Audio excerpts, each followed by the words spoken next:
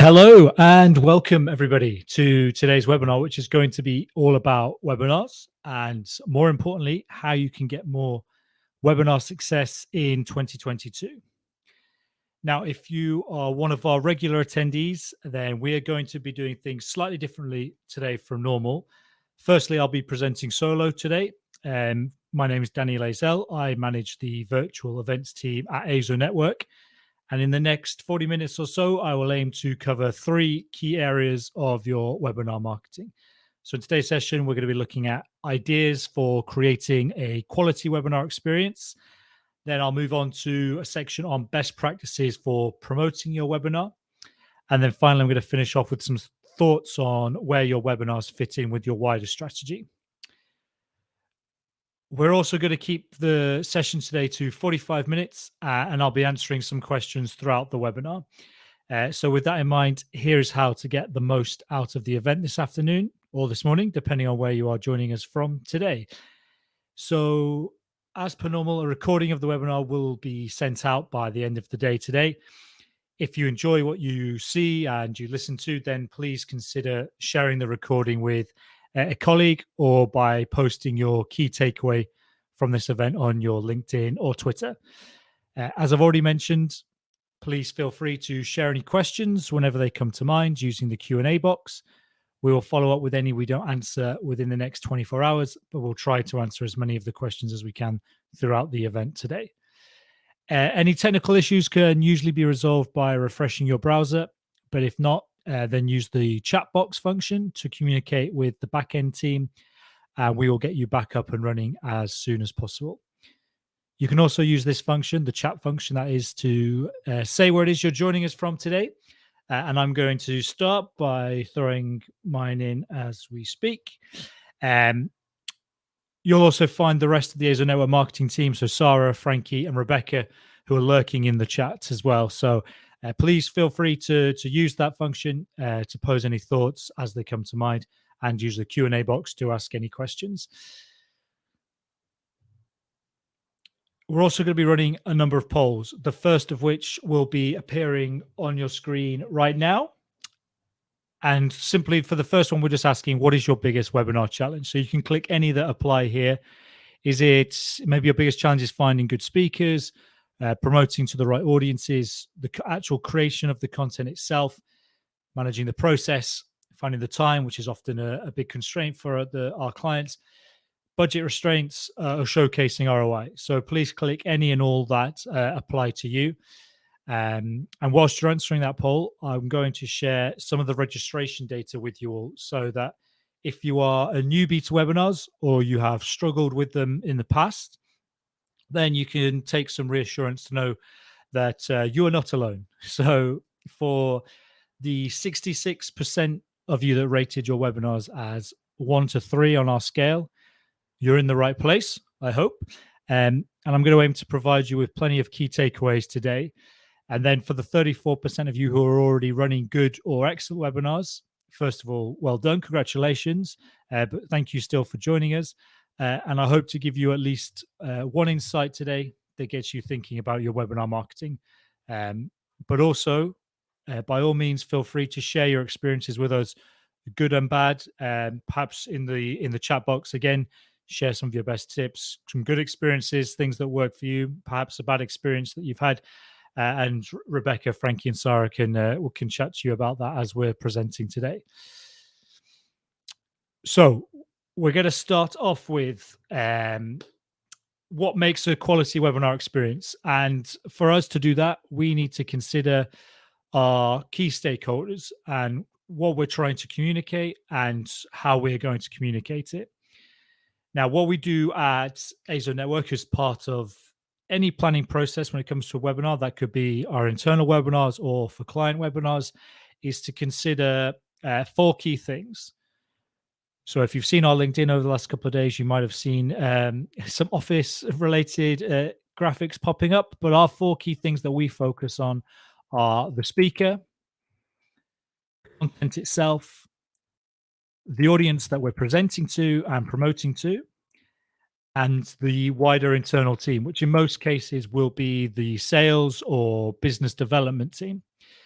Now, those are the four areas of focus when working on our internal and also our client webinars, as I said. And the idea is to provide quality webinar experience for the audience across all four of those areas. And I think it's really important that we do focus on all four equally and not give one more focus than the other. So I'll go through those four again, just so we can take another look at the office pictures, because I know they bring back a nice bit of nostalgia for everyone. So yeah, first and foremost, we pick engaging speakers. Then we're looking at creating amazing content that will help us to engage our audience and which will lead to a happier, wider internal team, which in most cases, like I said, will be the sales team. And overarching all of those four areas are the key messages that we're trying to communicate. Now, like I said, these are the four areas that we focus on and that we give them equal value. Perhaps you would consider one more important than the other, or maybe you have an additional stakeholder that you yourselves focus on. But these are the four key areas that we're looking at when we're planning a webinar, with the key goal of providing a great experience on those four fronts. Now, it is always easy to focus on one or two of those things, perhaps at the expense of the others. So one example would be when you're selecting your speaker, you might decide that you want to work with a highly sought after academic in your field. That may seem like a logical choice to many. But what if that speaker isn't a strong presenter? Well, then you'll have to compromise on the content, the audience experience, and inevitably the sales leads that come from that event. Or if your main focus is on getting as many leads as possible to pass to sales, and it's very easy to fall into that trap. As marketers, we all feel the pressure, and we all should feel the pressure to generate good quality leads for our sales team. But you can just picture the scene now. Dwight's on the screen here, looking in on your marketing meeting. He's your sales leader, putting the pressure on you. But if your primary focus is purely on just generating leads to the detriment of the audience experience, then those leads or registrants, if you will, are going to leave feeling unfulfilled from the event and without displaying any sign of buying intent, which is what we're really looking for from people who attend our webinars. And we're going to talk a lot more about that later on. And it is a fine balance, but for us, like I've said, no one of the four is less or more important than the others. As webinar providers, we have to provide a quality experience on all four of those fronts. They are the four fronts that we're looking at. So if all four areas are of equal importance, then you might ask how we can ensure that we get as much as possible from each. And what will happen if we do? Well, an engaging speaker will provide quality content. An engaging speaker who provides quality content will lead to an engaged audience. And an engaging speaker, quality content, and an engaged audience will lead to more sales qualified leads. But if you get each of them right, because if you get each of them right, they're going to have a positive knock-on effect and knock-on impact on the others. So with that in mind, I'm going to go through some tips to help you enhance the experience in all four of these areas that we've just mentioned. So let's start with your speakers or speakers. For any webinar, you're going to have your target audience and a key message or messages that you want to communicate to them. Now, in the industries in which we all operate, what we want to communicate is often complex, and there can be a tendency for speakers to include lists of bullet points that can be read, or figures that need calculating that are very complex. Picture this scene now with lots and lots of information on the slide, with that equation in the middle for you to take a look at and think about. When you've got those things visually in front of you, it's very hard to concentrate on what I'm saying. So because if your speakers do something similar to that, then you're asking your audience to listen to what they're saying and do calculations at the same time. So that equation's been on your screen now for just 15 seconds. I can guess that a large percentage of you have started to try and work it out, which means and maybe unintentionally, that you have less attention on what it is that I'm saying. Our brains are not really programmed to do two things like listen and calculate at the same time, as many of you will be experienced right now. And I will share the answer to that equation at the very end. At the very end, but feel free to put in your best guesses into the chat box, and then let's start listening again. So, what was the point of that equation? What is the point of me putting this on your screen? Well, it was to emphasize that in a webinar environment, your speakers ideally should be focusing on clarity over complexity. So, clarity over complexity.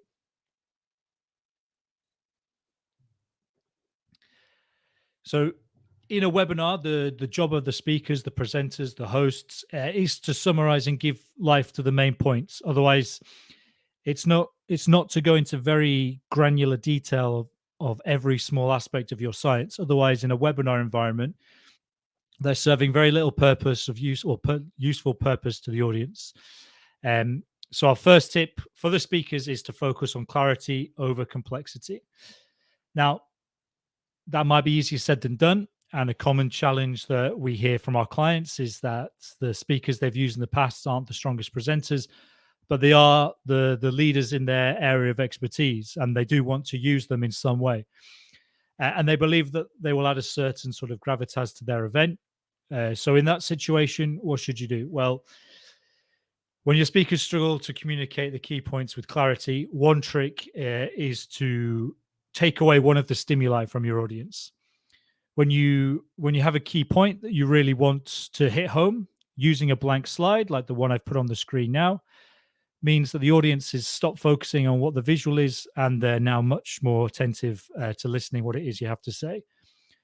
So you can do that in two ways. You can do that with a blank slide, or you can go directly to the cameras. If you have a really key point to make, like getting the focus and audience attention, give them one stimuli in which to focus on, which is listening to what it is that you're saying. And you can do that with the camera or the blank slide. If that's if the problem is more sort of is more complex than that, maybe running an interview style or changing the format from your traditional webinar. So maybe take away the slide deck altogether.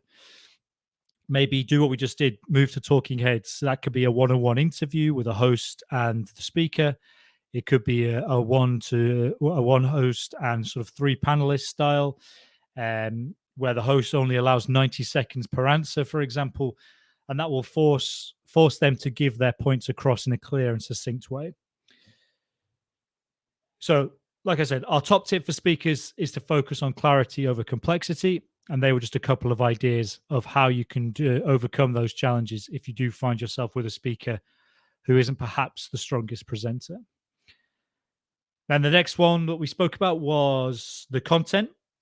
Well, the key thing to remember here is that, well, I think it's a very important thing to remember that perhaps isn't always obvious to us as marketers, is that the people who are attending your webinar, they've explicitly volunteered their time. No one's forced them to be there. They've explicitly volunteered their time to engage with a content format that is both visual and that involves them as well. So we need to consider that when selecting our format for our webinars. So, like we just mentioned, with a few options there, you might consider the traditional presentation style with one speaker and a host, like we're sort of doing today. Talking head style, multiple presentations and speakers, one-to-one interviews, live Q&A, sort of a live podcast style. All these formats can work really well, as long as they are involving the audience in some way, shape, or form. Now, there are plenty of ways that can help you to present your key messages. Another thing to consider is your use of multimedia. So, like I've just said, the audience has volunteered to tune into a visual experience. So it's good practice to incorporate video into the presentation where appropriate. As long as you remember that the content needs to help deliver your key messages more succinctly, don't throw videos in for the sake of it.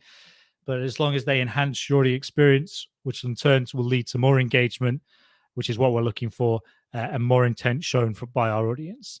So those are some key things to think about when it comes to your content. Then to the audience. So really important. Well, quite simply, the key here is to make them part of the event. So within the webinar environment, you've got loads of functions that can help do that. So use the polls, which we've already shown an example of earlier. The chat function, which is great to see, lots of interaction in there. So thank you. Please do carry on using that, and then answer as many questions as you can, or you feel comfortable answering. You don't have to answer every question. This is always brought up whenever we run client webinars. They always worry about being put on the spot by a question that they're not ready to answer.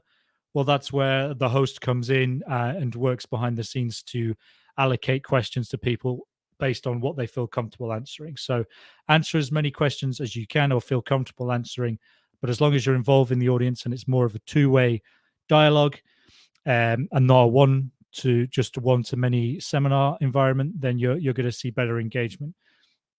What we're doing with the rest of the team in the back end is a nice way of involving other people, so we can use the chat function to our advantage there, at the same time as handling any tech problems that may crop up. So just a little trick there. But on that, with that sort of in mind about answering Q&A questions, I did see a couple pop up already asking about things to do with the presenters. Well, I think one had to do with the amount of slides that presenters should stick to, which is a good question and one that comes up again a lot. And also one here about length of time for a presentation. So in the spirit of making the audience part of the experience, I'll give my thoughts on both those questions now. Just bear with me 2 seconds. Yeah. So firstly, for the amount of slides, I don't think there are any sort of strict rules here, which I know is a bit of a politician's answer, but I think the key is to only include slides that will enhance the clarity of what it is that's coming out of your mouth.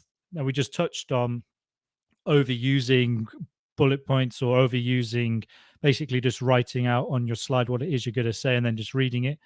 That's not what the slides intentional. You want your slides to be, you want your slides to be enhancing what it is that's coming out of your mouth. So, which is what we touched on earlier. But most people will do that, but it's something definitely to bear in mind. But there's no strict rules on the number of slides you need. You could talk over one slide for several minutes, as long as it was in some way enhancing what it is you're saying.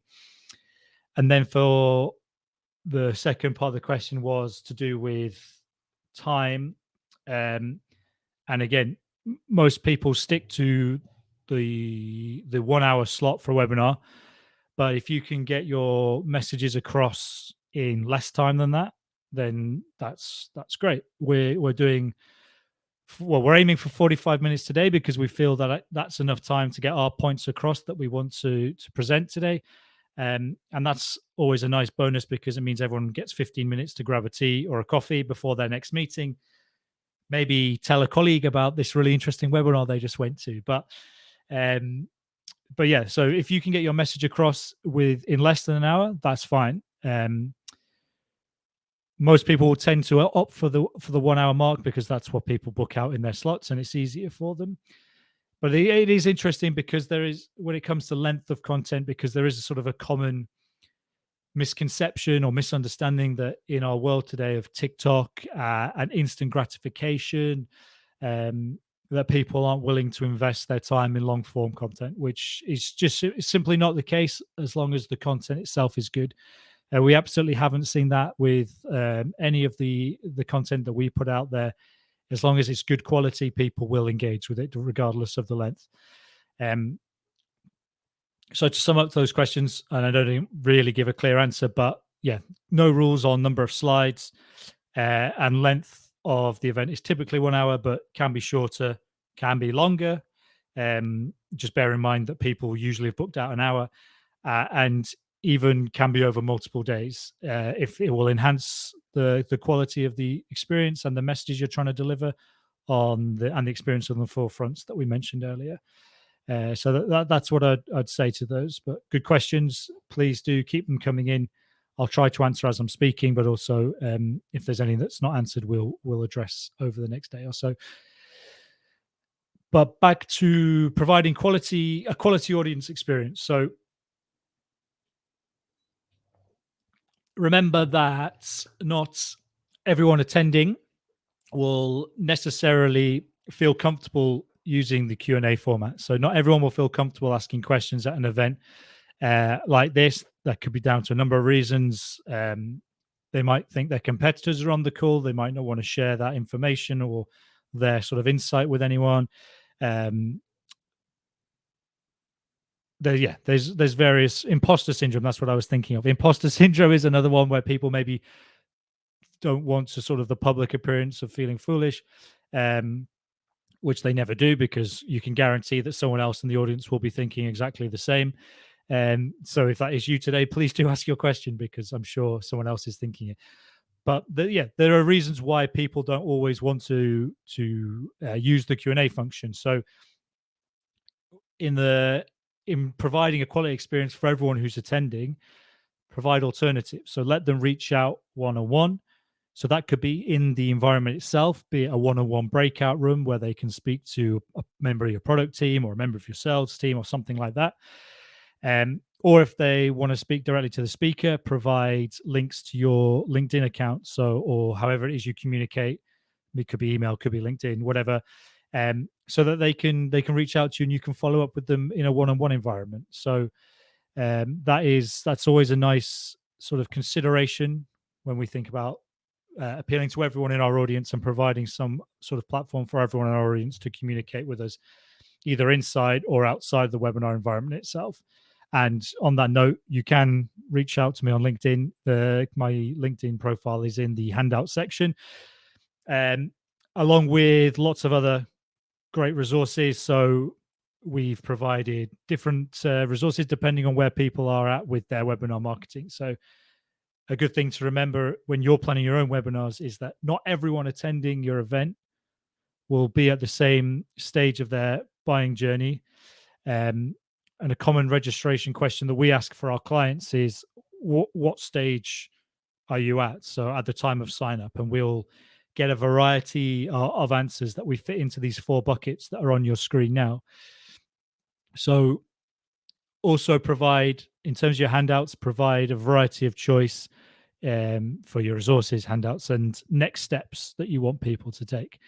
So just quickly on this, if they are just there to, if an audience member is just there to expand their knowledge, give them access to content that will help them to continue to educate themselves. So perhaps a link to a blog post or other webinars.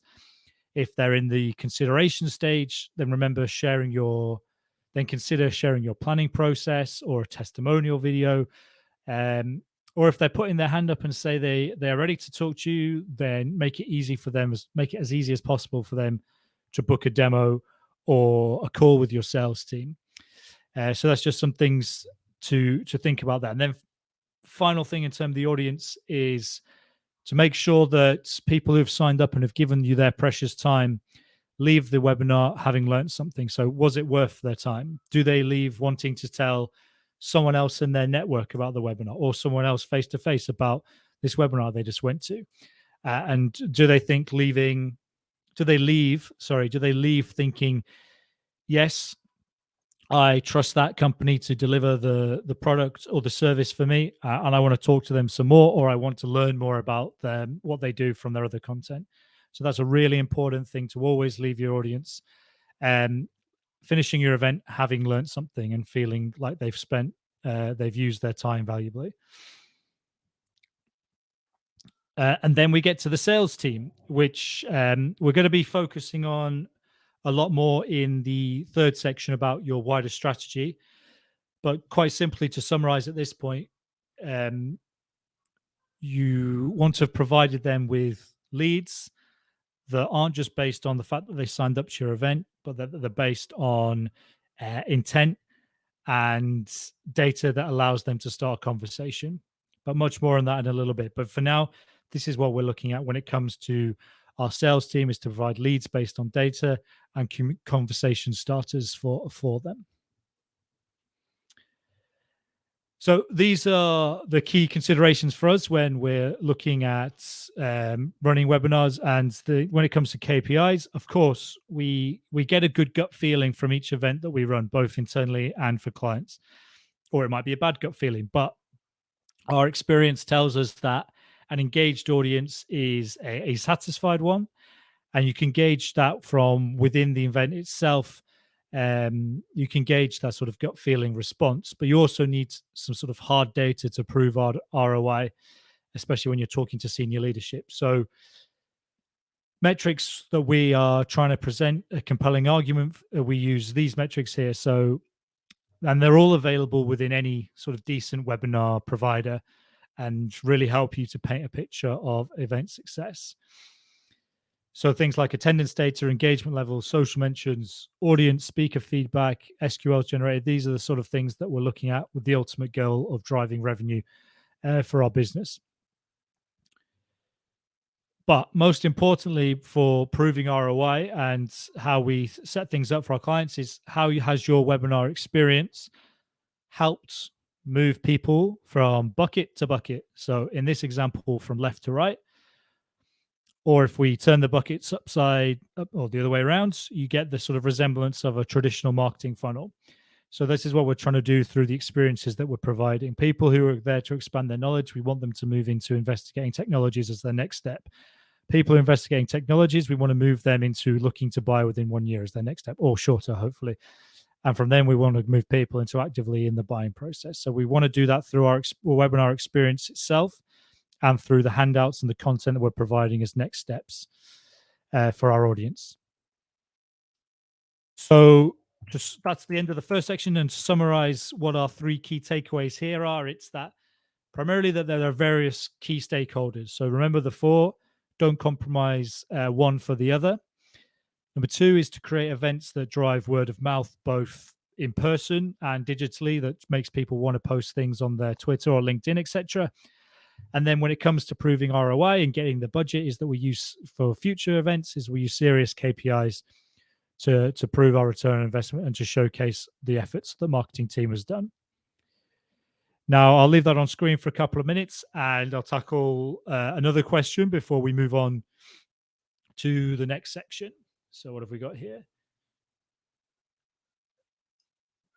There is one here that it says, how do you convince good speakers?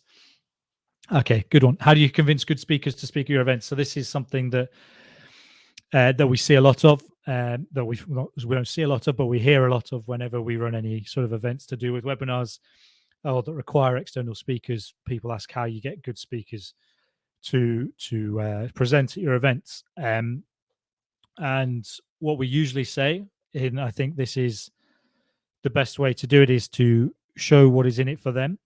So they'll experience many of the benefits that you yourself will, as a company, will experience from running webinars. So they'll reach new audiences.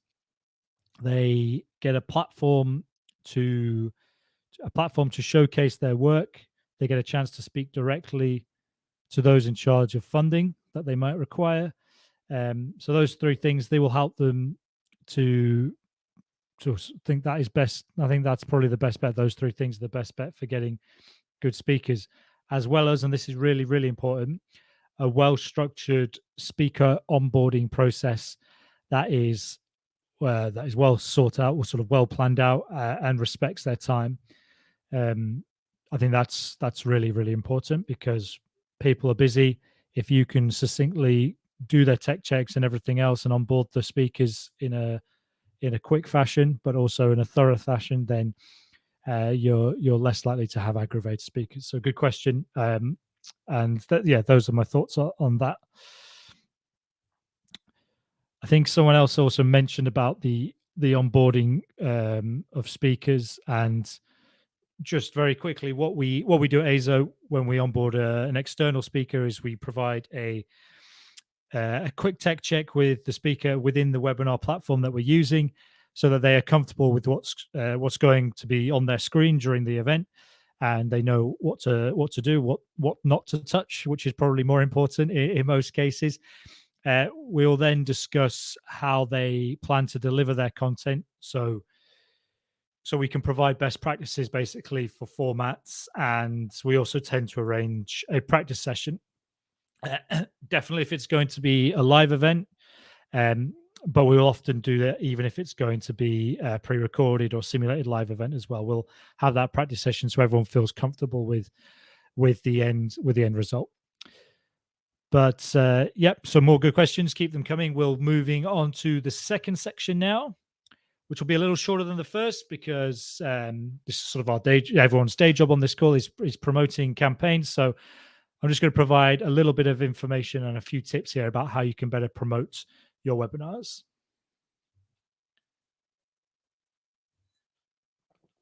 So an important consideration that we use when promoting your webinars is to consider the full cycle of the webinar program.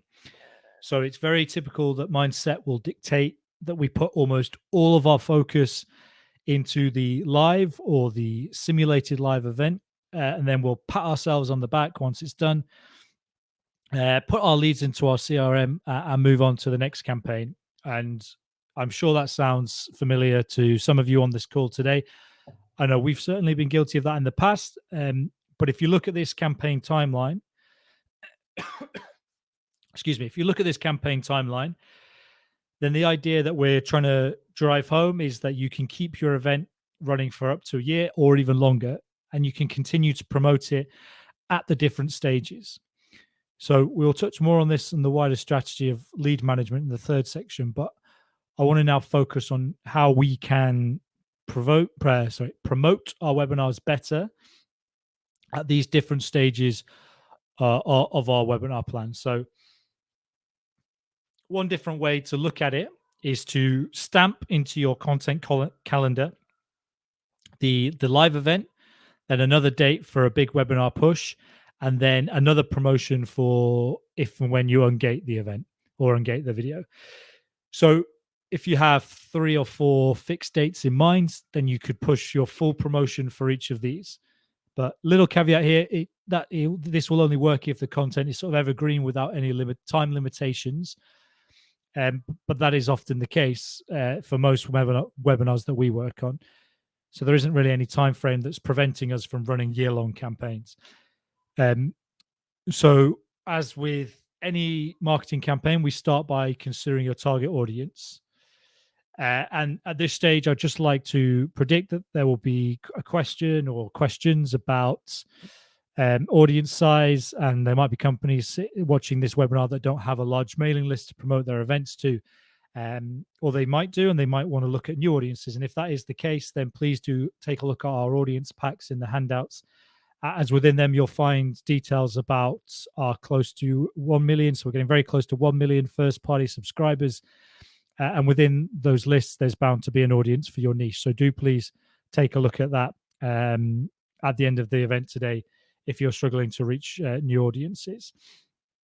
But once you've got your audience in place, we start with the planning fundamentals. And to begin, that's going to be sort of date, title, format, speakers, time zone, but also the strategy behind the market intelligence that you want to gather.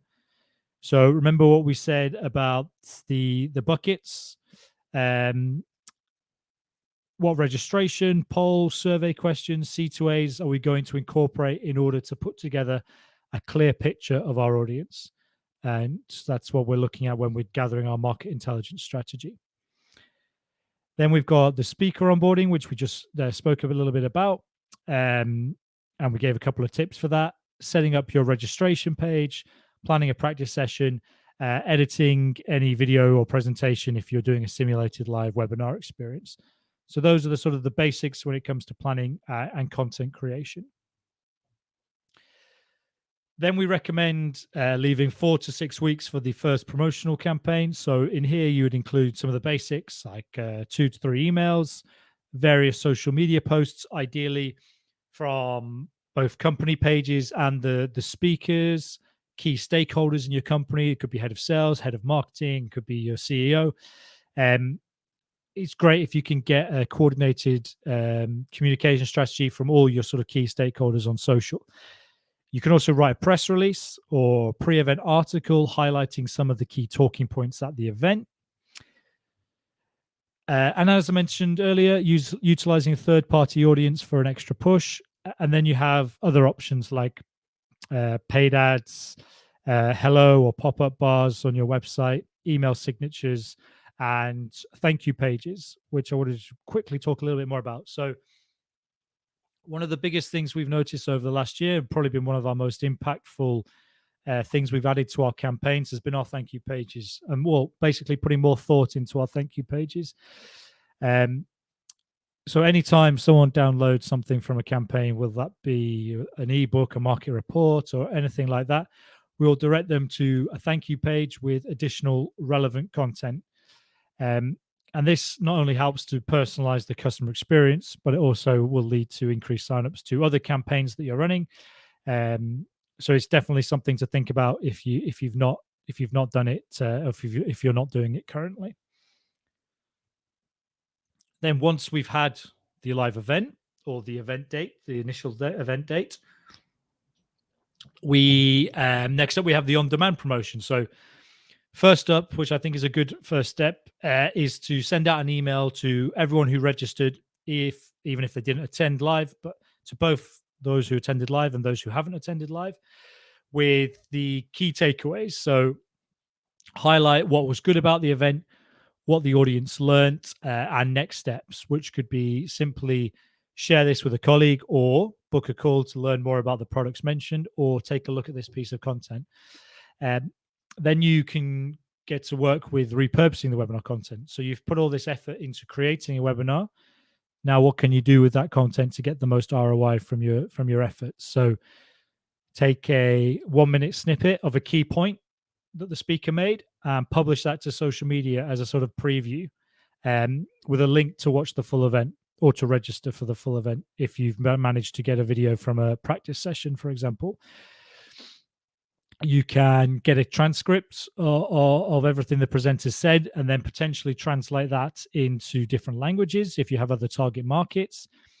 Even if the original presentation is delivered in English, translated subtitles are a good touch if you are targeting other markets, but you don't have the speakers from those countries to deliver the webinar in their native tongue. So that's just something you can add as a nice user experience if you are going after non-English speaking markets.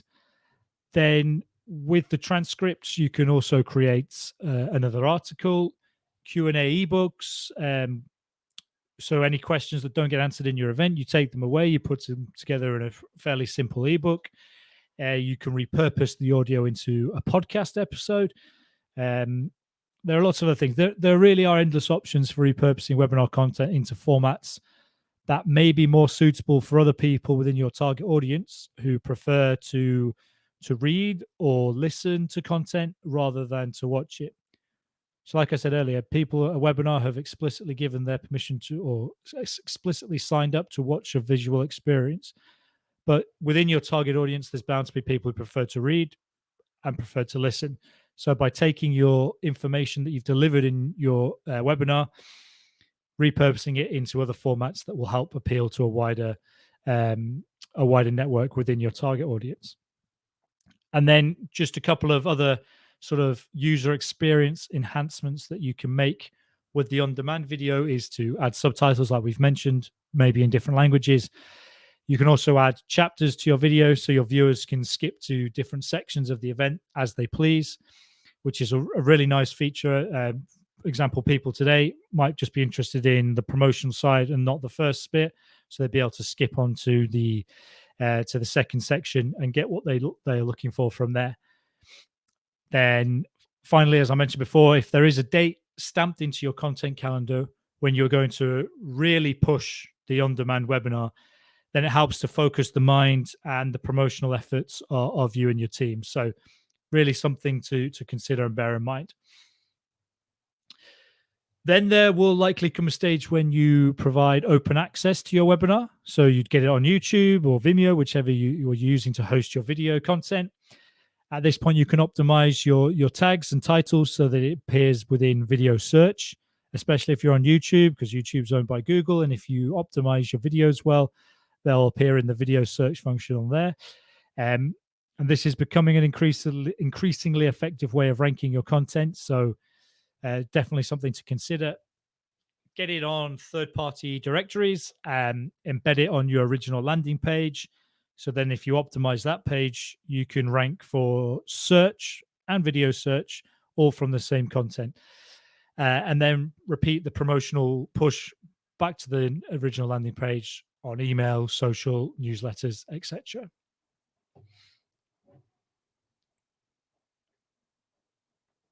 So the key takeaways for promoting your webinar from us today are primarily that it's a continuous lead generation cycle. So change of mindset and don't just focus on the live event. Promote all stages of the webinar. And to do that effectively, fix a number of dates in your content calendar so you focus the mind, and then run event promotions or full event promotions to all of those dates. And then a final point is to utilize your audience reach of your speakers and third parties to ensure that the people you want at your event are there. So those are the three things that we are recommending today as the key takeaways for promoting a webinar. Now, we were talking about gating, and I did see a good question about this, and I know we spoke about this on a previous webinar. I can't remember which one it was, but the audience member is basically asking how long should you gate your event for. And this is a great question, and again, one without a definitive answer. But most people will do it for 6 months to a year, but then they'll stop really promoting it within 1 month after the event. So they might put a lot of effort into promoting the live event, a little bit of effort into promoting the on demand, and then just leaving it gated for a year. And then the odd person will stumble across it, maybe through a newsletter or something else. So to answer the question, I would say to gate it as long as you're willing to promote it.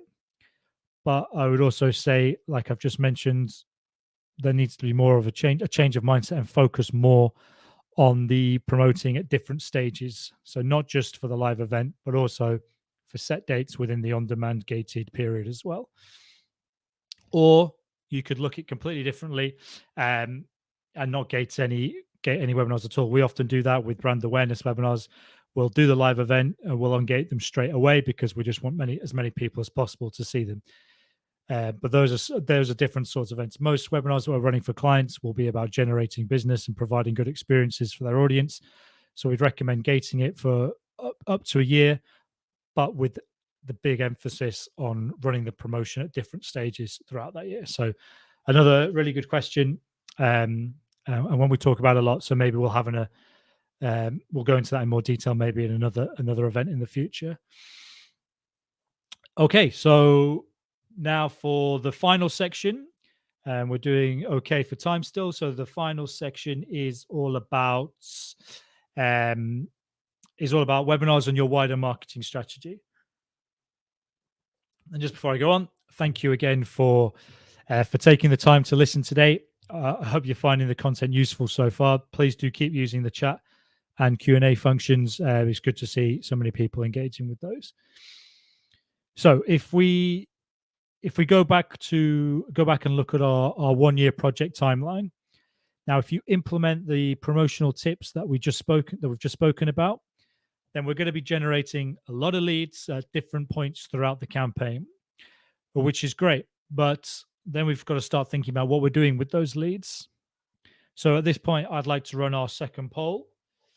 And the question that's coming up on your screen now is, what is it at the moment that you're doing with your webinar leads? Are you I just select one that represents what you're doing as the closest at the moment. So are you sending them all to sales? Are you sending some to sales if they have shown buying intent? Are you continuing to nurture them with marketing collateral, additional marketing collateral?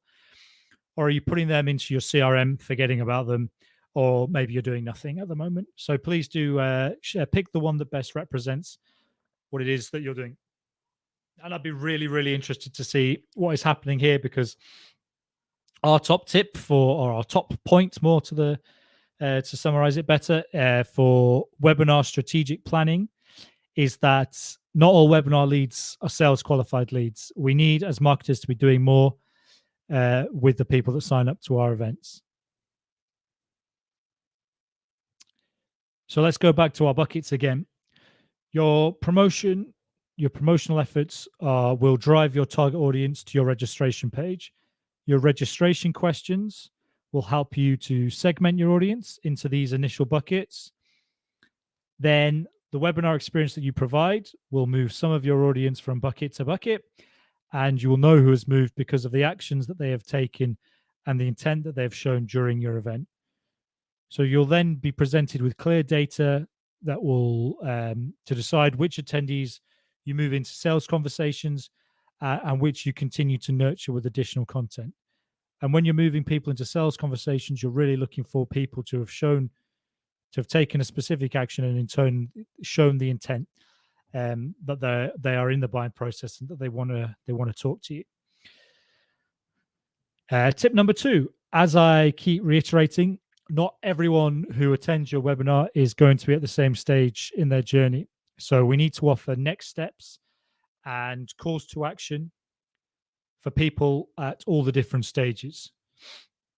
So for the audience members that are there to learn, as a reminder, additional content like blogs, articles, white papers, ebooks, market reports would help them to anything that would help them to continue their learning about what it is that you do and the problems that you solve as a company. For those audience members investigating tech options for their applications, maybe consider links to other webinars or videos of that tech in use. For the audience members that are looking to buy within the next year, then you could start introducing them to your relationship managers or sales team so they can build on those relationships and schedule product demonstrations with the goal of building brand affiliation and enough trust that when they are ready to buy and they're actively in the buying process stage, at this point, you want to make life as easy as possible for your audience to take the next step, which might be something like booking a demo or booking a strategy call or booking or being able just to buy now if you have an e-commerce site.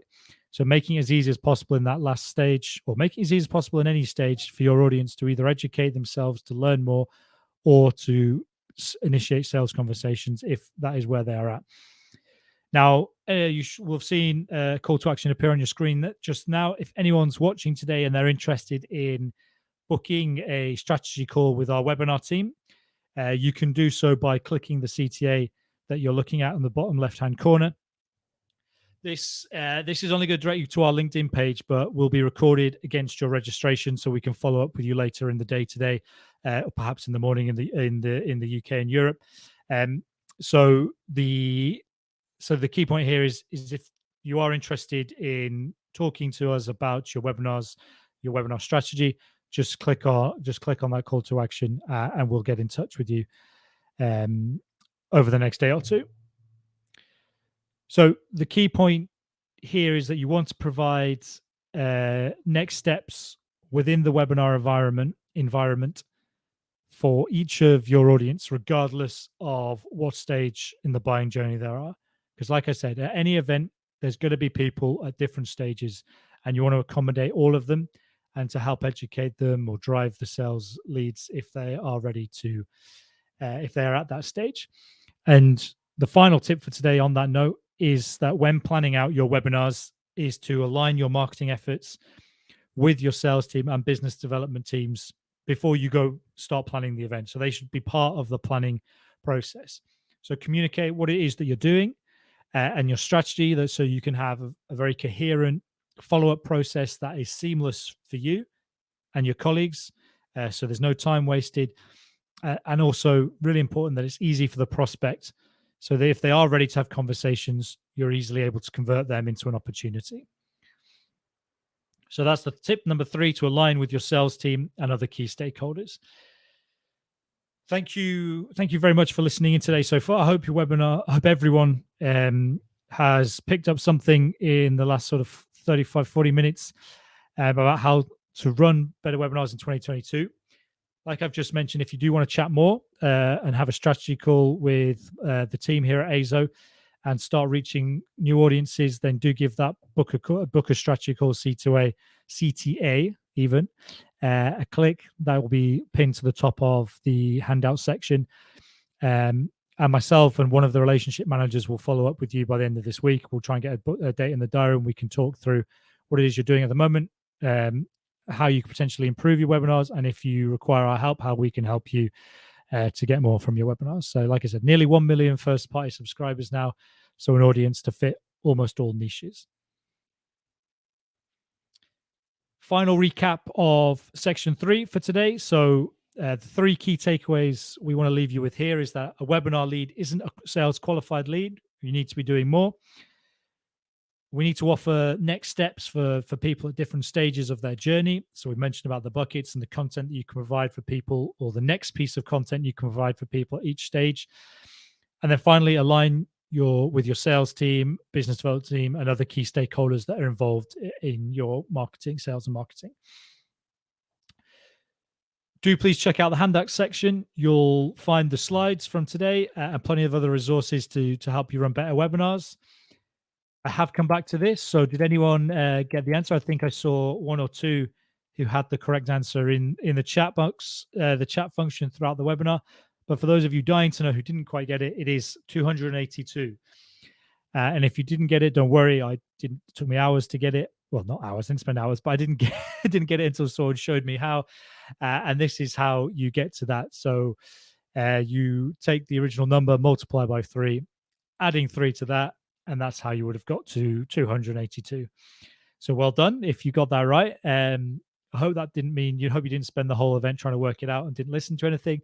But if you did, you will get a recording and you can watch this on demand within the next, hopefully by this evening, if not first thing tomorrow morning. So we'll take a couple more questions now, and then we'll finish things up so people can get back to their day. So a question. So here's a good one about repurposing content. They're basically asking, is this a good idea? Yes, absolutely. I think that question was asked before. We talked about the repurposing. So absolutely, as I touched on earlier, it is a good idea. Your webinar content is great for acting as your sort of anchor content, if you will, where you can provide or create lots of other content flows from. So your social content, blog content, email content, etc., all the things we were talking about earlier, but always we're not just repurposing for the sake of repurposing. It's for creating content for people who engage in different ways, but with the end goal of driving as much brand awareness as possible, leads and revenue for your business long term. And then there was another question. It might have even come from one of my team, because we're always talking about this. They're asking about webinar fatigue. And yeah, they're asking, basically they're asking if there's a danger of audiences having webinar fatigue. And so someone's asked this before, and we talk about it at the office quite a lot. And for me, it's webinar fatigue is just another one of those buzzwords that was created sort of post or during the pandemic for 2021, because all of a sudden a lot of people were attending a lot more video meetings and attending a lot more webinars and virtual events. So I think there's a fatigue from endless video meetings or video meetings without sort of purpose. But in terms of actual quality webinar experiences, I don't think there's any fatigue there, as long as you, as whoever's providing your webinar, puts together a quality experience that the audience is going to learn something from, enjoy, and tell people about. So what we were talking about earlier on in section 1. So yeah, webinar fatigue, not something that we're worried about, and I don't think something you should be worried about either. But really good questions. Thank you very much. We're going to wrap things up there because we've just passed the 45-minute mark, I think. As I mentioned earlier, I head up the virtual events team at AZO Network. We help sales and marketing professionals leverage their webinar marketing to maximize their ROI and lead generation, brand awareness, and content generation. And I'd be more than delighted to have a chat with any of you about how we can boost your webinars in 2022. So please do get in touch either via LinkedIn, or you can reply to the follow-up email that I'll send over the next day or two. Thank you again so much for joining. enjoy the rest of your day, and we'll see you all again soon. Our next webinar is in April, and that's all good. That's going to be about search engine optimization and conversion rate optimization with our team here. So if that sounds like an area of interest for you, you can sign up in the handout section right now.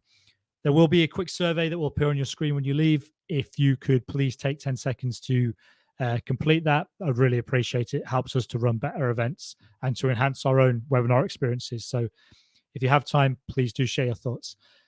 Thank you again. Enjoy the rest of your day, and we'll see you again very soon.